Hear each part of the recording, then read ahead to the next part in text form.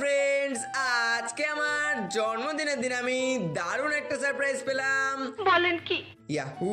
বন্ধুরা, দুপুরে চিংড়ি মাছের মালাইকারি খেয়ে বিকেল বেলা দেখি দুটো বন্ধু আগেই এসে হাজির। তারপরে আমার ঘর থেকে আমাকেই বের করে দিয়ে প্রায় 1 ঘন্টা পর উপরে ডেকে নিয়ে গিয়ে আই এম তো পুরো সারপ্রাইজড হয়ে গেলাম। এত সুন্দর করে ঘরটা সাজিয়েছে যে কি আর বলবো। এইভাবে প্রথমবার সারপ্রাইজ পেয়ে সত্যিই খুব ভালো লাগছিল। আর এইসব ডেকোরেশন কিন্তু ইনিই সাজিয়েছেন। আর এ তো এখানে ফোন ঘাটতেই ব্যস্ত। তারপরে একে একে সব বন্ধুরাও চলে আসলো। আর দেখো এরা কত সুন্দর করে কেকের চারিদিকে গিফট গুলো সাজিয়ে রেখেছিল।